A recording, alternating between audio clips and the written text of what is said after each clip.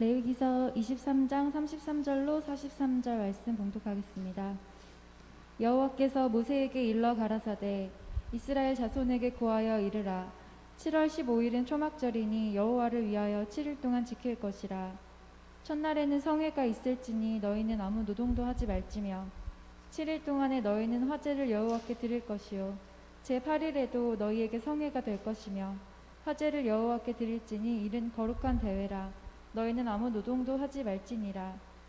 이것들은 여호와의 절기라. 너희는 공포하여 성회를 삼고 번제와 소제와 희생과 전제를 각각 그날에 여호와께 화제로 드릴지니 이는 여호와의 안식일 외에 너희의 헌물 외에 너희의 모든 서원 예물 외에 너희의 모든 낙헌 예물 외에 너희가 여호와께 드리는 것이니라. 너희가 토지 소산 거두기를 마치거든 7월 15일부터 7일 동안 여호와의 절기를 지키되 첫날에도 안식하고 제8일에도 안식할 것이요 첫날에는 너희가 아름다운 나무 실과와 종려가지와 무성한 가지와 신의 버들을 취하여 너희 하나님 여호와 앞에서 7일 동안 즐거워할 것이라. 너희는 매년 7일 동안 여호와께 이 절기를 지킬지니 너희 대대로의 영원한 규례라. 너희는 7월에 이를 지킬지니라. 너희는 7일 동안 초막에 거하되 이스라엘에서 난 자는 다 초막에 거할지니 이는 내가 이스라엘 자손을 애굽 땅에서 인도하여 내던 때에 초막에 거하게 한 줄을 너희 대대로 알게 함이니라. 나는 너희 하나님 여호와니라. 아멘. 아멘. 감사합니다. 내일 모레면 추석입니다. 성경에 나오는 추석은 레위기 23장에 기록이 되어 있습니다. 거기엔 이스라엘의 7대 절기가 나오죠. 그 중에서도 대표적인 절기가 6월절, 77절, 맥추절. 이게 77절은 맥추절이죠. 수장절 이렇게 세 가지 있습니다. 그 중에서 수장절을 초막절이라고도 하는데 이것이 오늘 우리가 지내는 추석에 해당되는 절기예요. 추석에 해당되는 절기. 그래서 추수감사절 예배를 저희 같은 경우 대다수의 교회가 11월 달에 지내지만 추석을 맞춰서 추수감사절을 지내는 교회도 많이 있습니다. 우리 34절을 다 같이 한번 읽어볼까요? 34절 다 같이 시작. 이스라엘 자손에게 고하여 이르라. 7월 15일은 초막절이니 여호와를 위하여 7일 동안 지킬 것이니라. 자, 이 초막절이고 수장절인데 이 수장절은 가을에 거둔 수확물로 감사하는 하나님이 직접 제정해 주신 절기예요. 하나님이 직접 제정 만들어서 주신 거예요. 그리고 이것을 지키겠니? 지켰으면 좋겠다가 아니라 지키라 이겁니다. 지키라. 여러분, 사람이 만든 절기와 하나님께서 제정하신 절기에는 차이가 있습니다. 사람이 만든 절기는 사람들의 필요를 위해서 만든 절기지만 하나님이 만들어주신 절기는 하나님이 필요해서 만든 절기예요. 그리고 사람이 만든 절기는 이것을 지키나 안 지키나 아무 상관이 없지만 하나님이 만드신 절기는 하나님을 위해 만든 절기이므로 성도들이 소중히 여기고 지켜야 하는 겁니다. 오늘은 우리가 추석을 앞두고 이 수장절과 추석 상관관계에 대해서 함께 은혜를 나누고자 합니다. 먼저 우리는 우선 추석을 맞이하여 우리가 정말 놓칠 수 있는 것들이 많아요. 추석하면 우선 사람들을 생각해요. 부모님, 부모, 형제, 자녀, 음식, 고기, 떡, 요즘에 이제 놀러 가는 거, 뭐 이렇게. 근데 우리는 좀 달라야 되지 않겠어요? 세상 사람들처럼 세상으로 먹고 놀고 즐기고 그냥 사람 만나고 인사하고 이런 거보다 이 주일에는 금년 추석에는 우리가 어떻게 무엇을 생각하고 살아야 될까 하는 것을 생각해 봤으면 좋겠습니다. 그래서 추석에 우리가 뭘 먼저 생각을 해봐야 될까? 첫째, 추석에는 감사를 생각해야 됩니다. 감사. 우리 하나님을 알지 못할 때 우리들은 조상들께 제사를 지내며 감사했어요.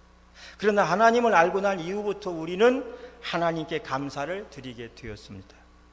이것은 감사의 대상이 조상 숭배에서 하나님께로 옮겨온 거예요. 부처에서 하나님께로 옮겨온 것을 의미합니다.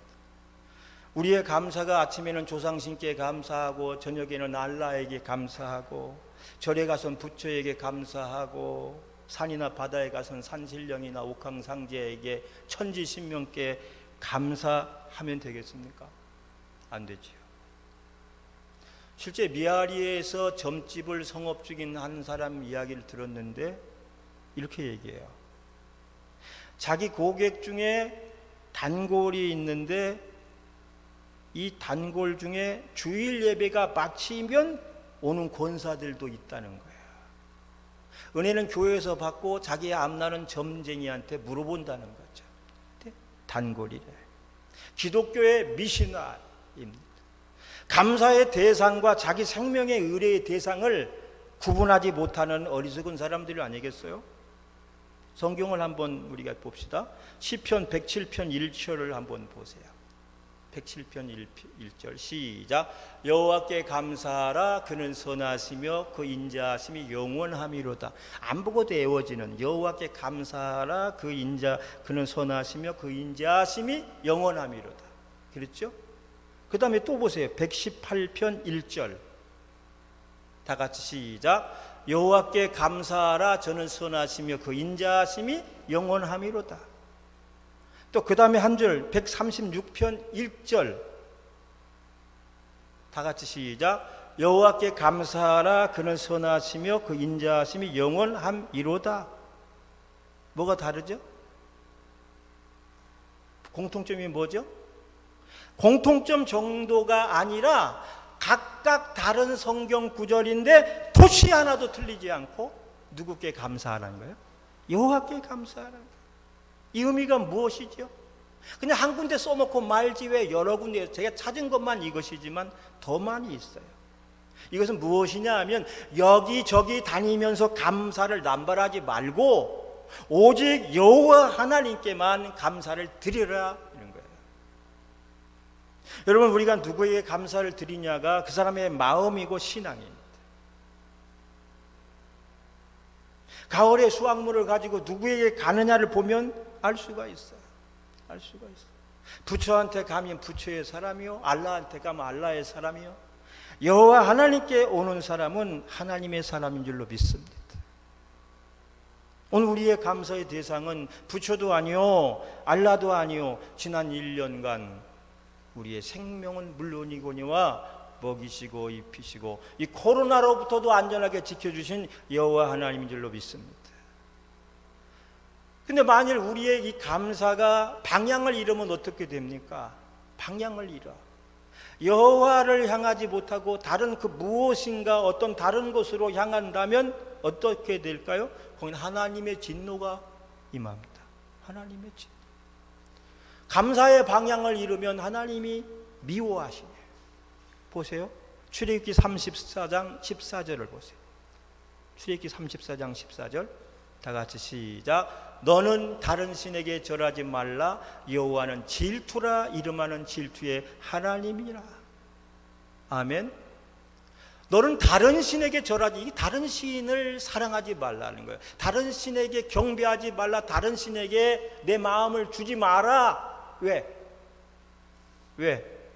여호와는 질투라. 이름하는 질투의 하나님이라 그랬어요. 또 볼까요? 출애굽기 22장 20절에 다 같이 시작. 여호와 외에 다른 신에게 희생을 드리는 자는 멸할지니라. 다른 신에게 희생, 감사, 예물, 마음 다 들어있는 거죠. 드리는 자는 멸할지니라. 그러니까 우리의 감사가 하나님이 아닌 다른 곳을 향하면 하나님이 질투하신다. 여자처럼 질투한다. 어린아이처럼 질투한다. 여러분, 여자의 질투를 유발시켜 놓고 잘 사는 남자는 제가 아직 보지를 못했어요.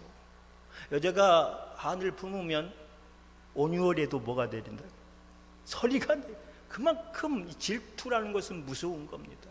근데 왜 하나님으로 하여금 우리를 질투하도, 이 질투하신다는 표현 속에 내가 그만큼 너를 사랑한다는 표현인 거예요. 왜 질투합니까? 관심도 없는 사람에게 왜 질투를 해요? 관심이 있고 관심 정도가 아니라 사랑이 깊으니까. 근데 날 두고 어디를? 날 놔두고 누구를? 그러니까 질투하는 거예요. 하나님의 질투를 유발하는 신앙은 결코 행복한 인생을 살 수도 없는 겁니다. 그래서 추석이든 연말이든 무슨 절기든 간에 오직 누구께 하나님께만 감사를 드려야 돼. 그것이 하나님을 기쁘시게 하는 일입니다. 제사 중에 화목제라는 것이 있잖아요. 번제, 소제, 속건제, 속죄제, 화목제 5대 제사 중에서 이 화목제의 특징은 고기를 다 태우지 않고, 다른 제사는 다 화제라 번제라 다 태워버려요. 제를 만들어. 그러나 화목제에 드려지는 제물은 태우지 않아. 그리고 제사장과 함께 나누어 먹으면서 서로 화목을 도모하는 제사, 그래서 화목제인 거예요. 지난 1년간 우리 제사장하고 좀 불편한 관계가 있었는가, 내가 좀 소원했던 거 있지 않았을까. 그러면 자기는 알지 못하지만은 제사장이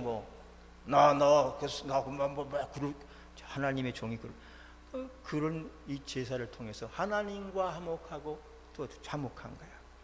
사랑하는 여러분, 추석이나 절기 때는 서로 화목을 도모해야 됩니다. 좋은 것이 있으면 서로 나누고 하나님께 감사하고 성도들끼리 돌아보면서 화목하게 지내는 것이 화목제사인 것임을 우리는 기억해야 할 줄로 믿습니다. 두 번째 추석에는 좋은 만남을 생각해야 돼요. 좋은 만남. 여러분, 추석에는 흩어져 있던 부모, 형제와의 만남이 이루어지고 멀리 있던 일가 친척들과의 만남도 이루어져요. 그런데 이 만남이라고 다 좋은 것일까요? 이 만남이라고 다 좋고 편안한 것은 아니죠. 오히려 만나서 더 불편하고 힘든, 그리고 안 만나는 것이 좋은 만남도 있더라는 거예요. 성경 창세기 33장에 보면 야곱과 에서의 형제들과의 만남이 있어요. 무려 20년 만의 만남입니다. 그런데 이 만남은 가슴 설레는 만남도 아니고 오히려 복수에 불타는 마음이요 두려움으로 부들부들 떨어야 하는 만남이었습니다. 왜 그렇습니까? 관계가 안 좋으니까. 관계가 안 좋아서 멀리 떨어져 있을 때는 그냥 어떻게 지냈지만 만나려고 하니까 이게 부들부들 떨리고 막. 물론 하나님의 은혜로 이 둘 사이는 회복이 되었습니다마는 우리네 가정마다 이런 만남이 없으리라고는 볼 수 없는 거예요. 그래서 우리가 기도해야 됩니다. 해마다 명절 끝에 들려오는 소식 중에 보면 미담보다는 사건 소식이 더 많은 이유가 무엇일까요? 좋지 못한 만남 때문에 그래요. 실제로 명절에 만나가지고 제3 싸움 하다가 막 그냥 팔부림을 하고 헤어지는 형제들도 있어요. 그래서 명절에는 좋은 만남을 위해서 기도하고 끝까지 아름다운 만남이 되도록 깨어 있어야 할 줄로 믿습니다. 우리 연령은 이제 아들, 딸, 며느리, 이런 손자 다 보는 나이 연령이니까 여러분들이 중요합니다. 뭐니 해도 여러분들이 가정을 이끄는 주관자들이요, 가정에서 대장입니다. 여러분이 잘 이렇게 하면 좀 서먹서먹한 마음들도 이렇게 하나 되고 화목하게 만들 수 있는 위치인 거야. 그래서 혹시라도 만나서 티격태격하면 어머니로서 화해, 화목시켜서 행복한 추석이 되도록 해야 할 줄로 믿습니다. 특별히 이 시간에 우리 하나님과의 만남도 더 중요한데, 가족과 부모와 형제의 만남도 중요하지만 하나님과의 만남이 중요한데, 이 명절이 끼인 주에는 하나님께 예배부터 하고 가도록 해야 돼요. 많은 교회들이요, 명절 전후로 교회 출석률이 떨어져요. 정상이 아닌지, 정상이 아니에요. 명절을 앞두고도 출석률이 변함이 없는 교회가 되어야 되겠습니다. 우리 교회는 그냥 같은 것 같아요. 그러기 위해서는 명절을 앞두고 하나님께 예배 드리고 가는 계획부터 잘 세워야 돼요.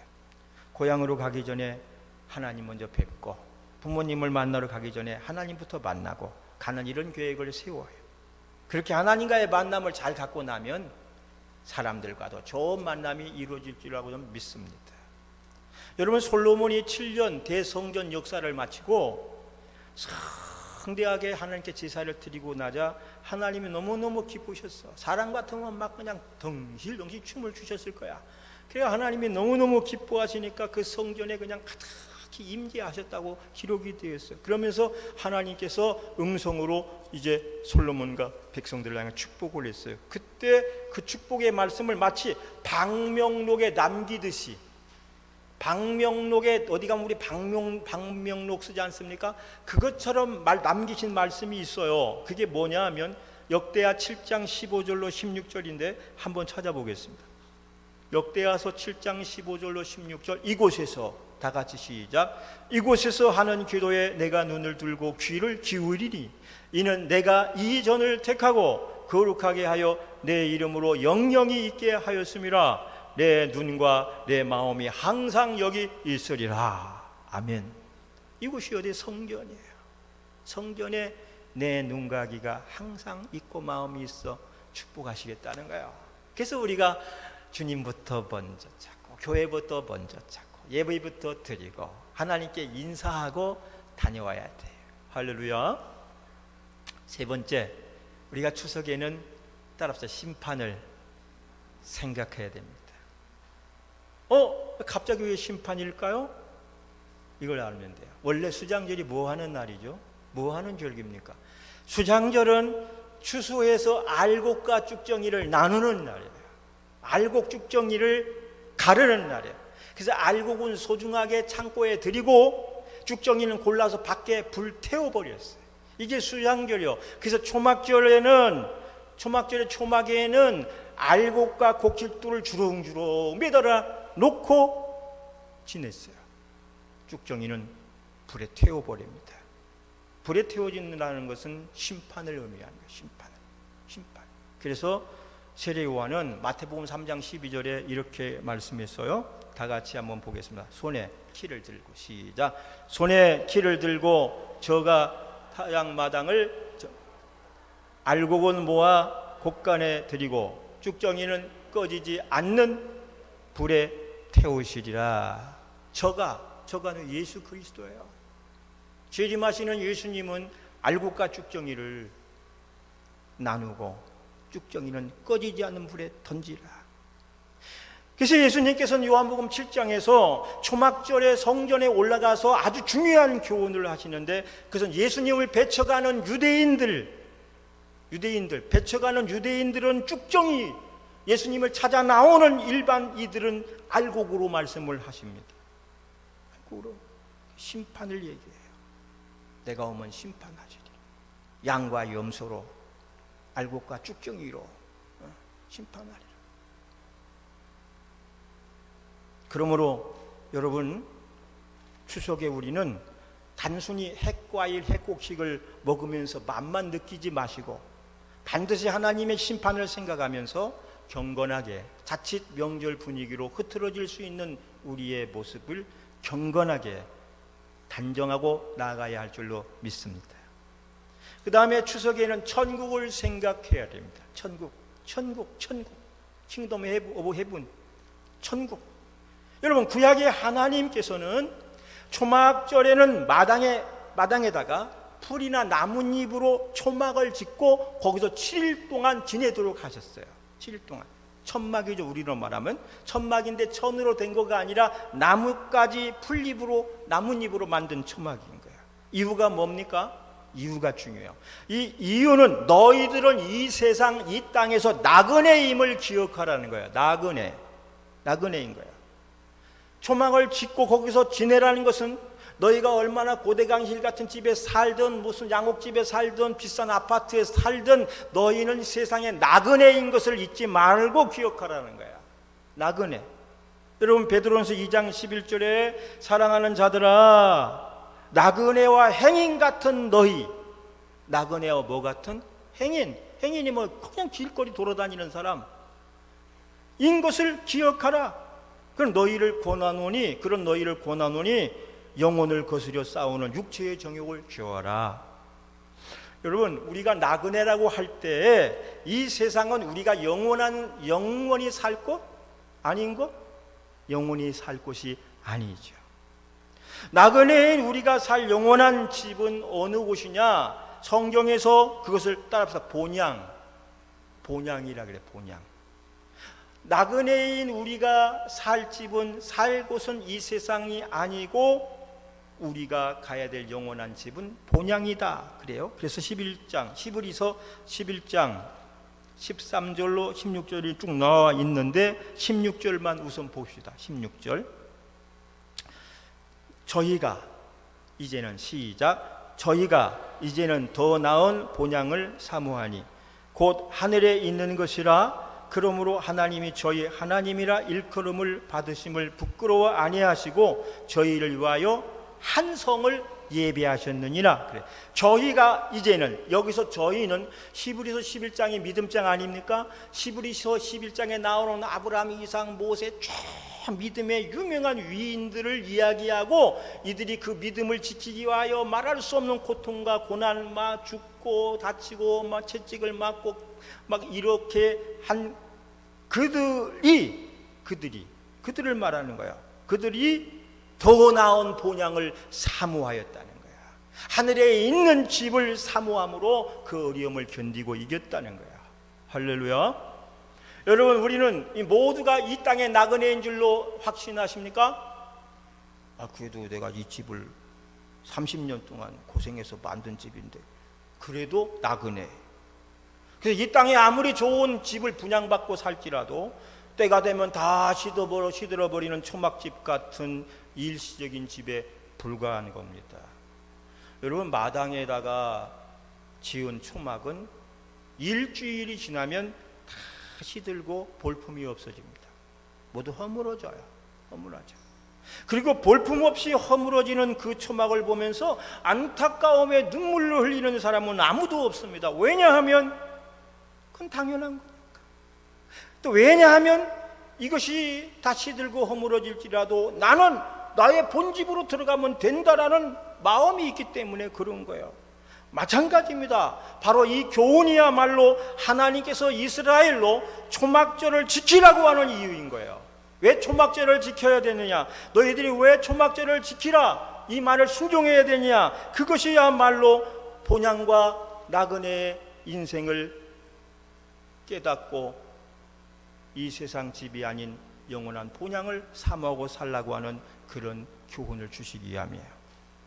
여러분, 제주도에서 요즘에 제주살이라는 그것이 유행하고, 여러분 들어보셨죠? 제주살이가 뭐냐면 제주도에 가서 한 달이든 두 달이든 6개월이든 1년이든 새를 얻어서 먼저 살아보는 겁니다. 살다가 마음에 들면 계속 사는 것이고, 살다가 마음에 안 들면 미련 없이 자기 본집으로 돌아가면 되는 거예요. 마찬가지로 이스라엘 사람들은 초막절 절기를 통해서 1년에 한 번씩은 본향 찾는 나그네의 삶을 체험하는 거예요. 1년에 적어도 1년에 한 번씩은 본향 찾는 나그네 삶을 체험하는 거예요. 그러면서 인생은 나그네, 내가 사는 이 집은 영원하지 못하고 우리가 가야 될 집은 본향, 하늘나라. 할렐루야. 특히 16절 마지막에 한 성을 예비하였느니라. 그래서 이 한 성이 어떤 성이냐 찾아봤더니 요한계시록 21장 2절에 거기에 나오는 성이에요.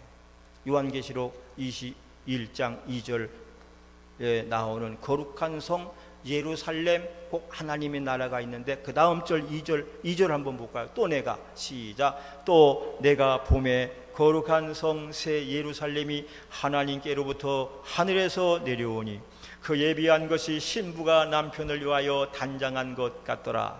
그 다음에 21장 10절로 11절 보면 성령으로 나를 데리고 크고 높은 산으로 올라가 하나님께로부터 하늘에서 내려오는 거룩한 성 예루살렘을 보이니 하나님의 영광이 있음에 그 성의 빛이 지극히 귀한 보석 같고 벽옥과 수정같이 밝더라. 아멘. 본향, 한성, 거룩한 성, 새 예루살렘 성, 하늘 나라에 있는 하나님의 나라인 줄로 믿습니다. 그 성을 우리에게 보여주시는 거예요. 그러므로 여러분, 우리는 추석이 되면 천국을 생각하며 거기에 소망을 가져야 돼요. 우리나라는 해마다 추석이 되면 고향 찾는 대민족 대이동이 벌어집니다. 2천만이 오고 간다 그래요. 그 가는 길이 무려 20시간씩 걸릴 때도 있었어요. 여러분 20시간이면 지금 미국을 가고도 남는 시간입니다. 왜 그토록 그렇게 오래도록 가야 합니까? 고향을 찾는 것이기 때문에. 왜 그 고생을 사서 하면서 갑니까? 고향 찾는 길이라면 아무리 힘이 들어도 밤을 새워서라도 달려갈 수 있기 때문이요. 그게 고향인 거예요.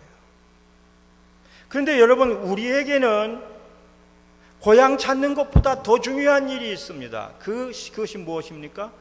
우리 진짜 본향을 찾는 거예요.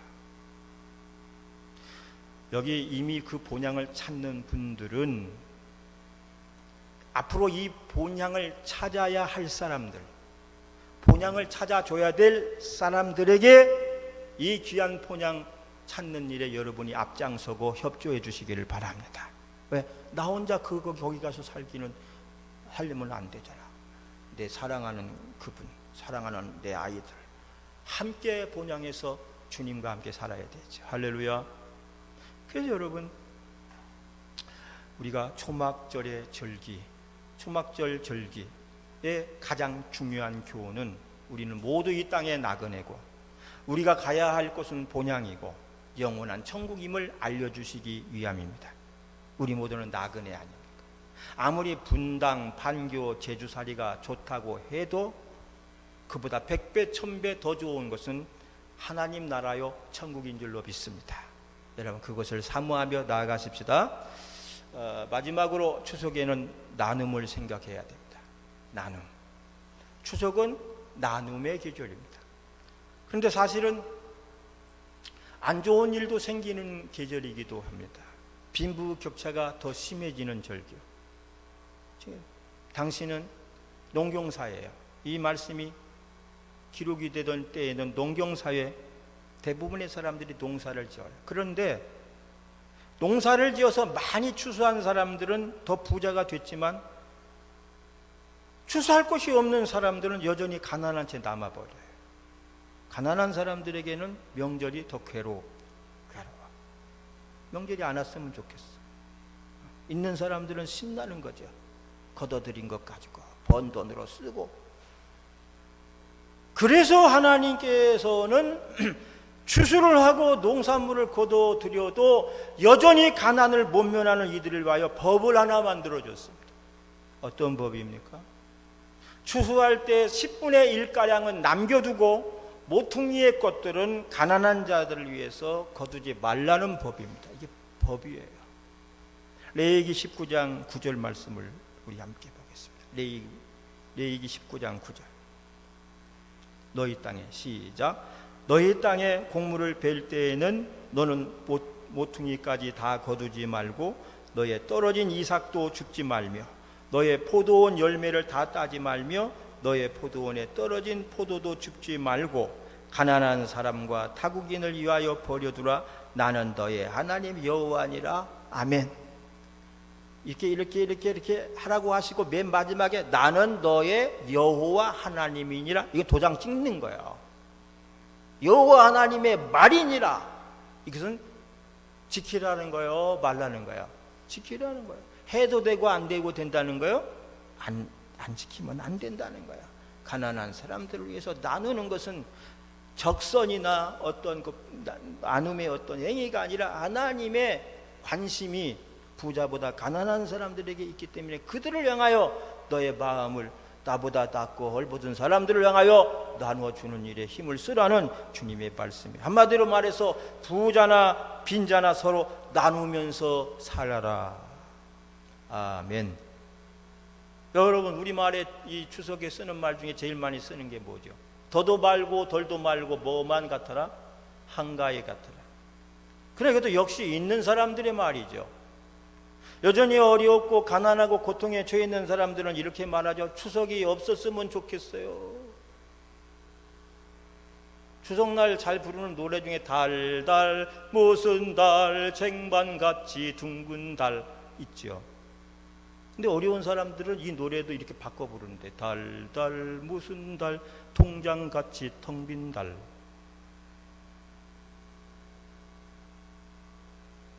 가난해. 없어. 어떻게 해야 돼?